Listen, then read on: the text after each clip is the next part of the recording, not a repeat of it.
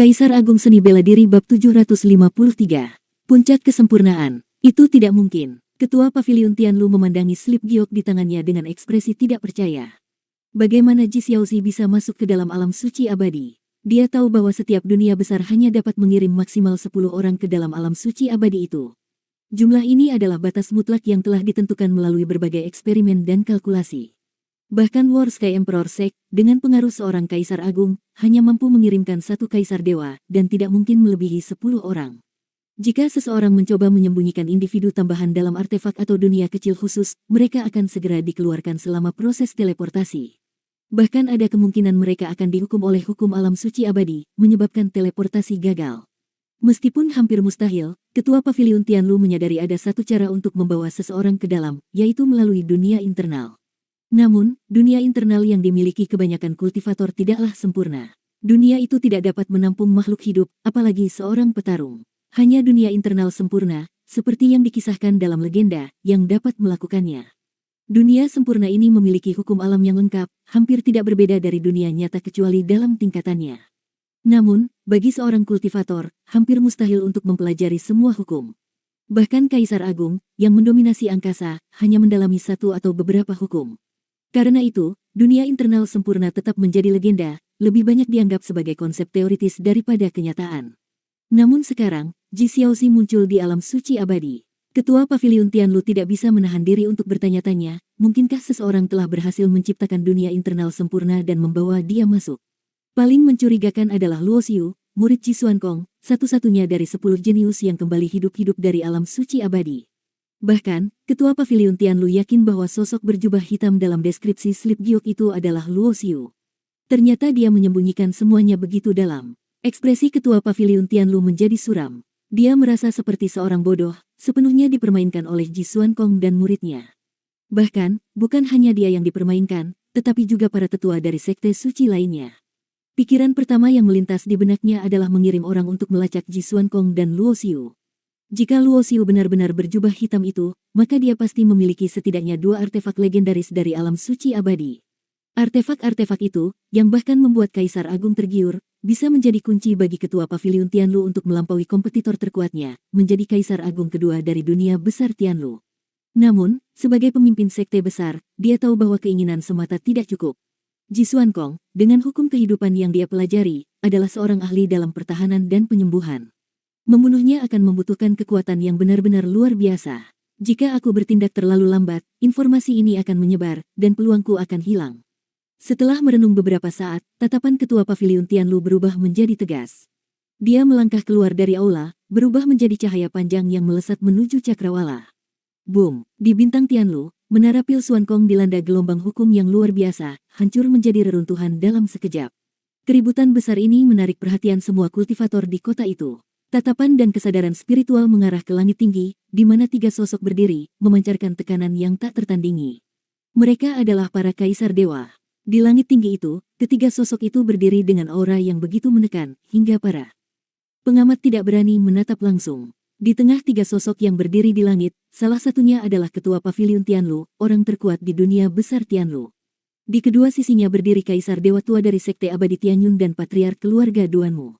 Alasan mengundang kedua tokoh ini jelas, Ketua Paviliun Tianlu sadar bahwa kekuatan Paviliun Tianlu saja tidak cukup untuk mengalahkan Ji Xuankong dalam satu gerakan. Namun, dengan bantuan Sekte Abadi Tianyun dan Keluarga Duanmu, bergabungnya kekuatan para Kaisar Dewa membuat misi ini hampir mustahil gagal. Di permukaan, hanya 3 Kaisar Dewa yang terlihat menghancurkan menara Pil Xuankong. Tetapi sebenarnya, 4 Kaisar Dewa lainnya bersembunyi di ruang angkasa di sekitar kota ini. Jika Ji Xuankong muncul, keempatnya akan menyerang dengan kekuatan penuh. Tujuannya jelas, tangkap Ji Xuankong. Dengan Ji Xuankong ditangkap, Luo Xiu tidak akan memiliki tempat berlindung. Bagi kekuatan Paviliun Tianlu dan 2 sekte besar lainnya, menangkap seorang junior seperti Luo Xiu hanyalah tugas kecil. Ji Xuankong tidak ada di sini.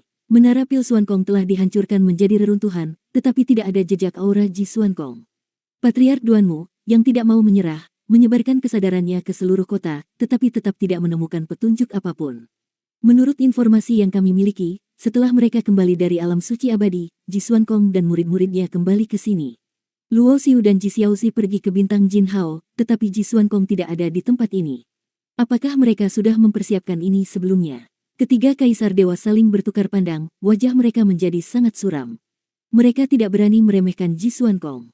Dengan penghancuran menara pil ini, Ji Xuankong pasti sudah tahu. Namun, sebelum mereka menangkapnya, para kaisar dewa ini tidak berani meninggalkan bintang Tianlu sembarangan, karena markas besar sekte mereka berada di sini.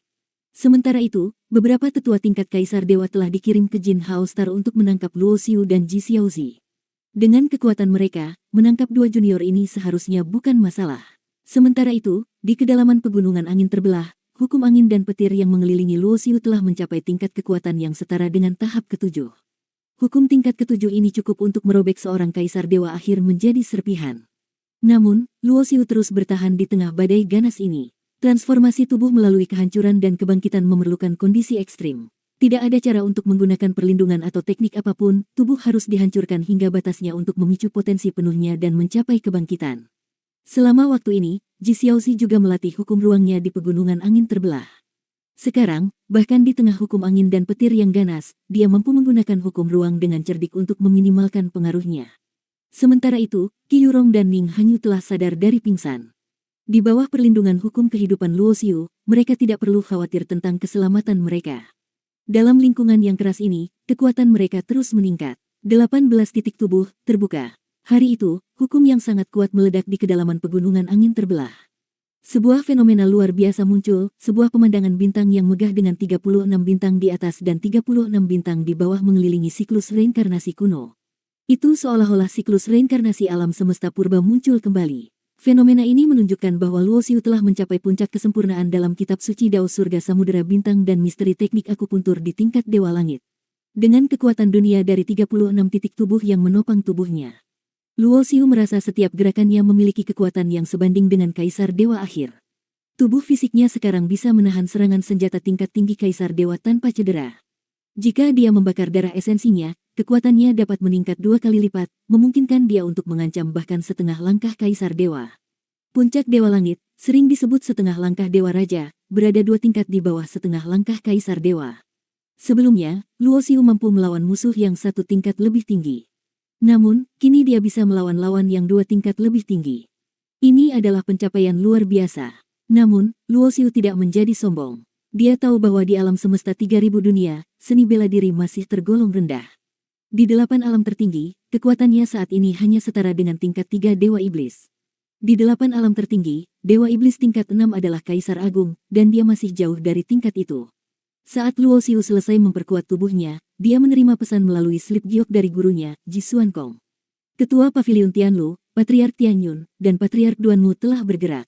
Secepat ini, mata Luo Xiu menyipit. 3 kekuatan besar telah bertindak, dan jelas mereka telah mengetahui bahwa dia adalah sosok berjubah hitam itu.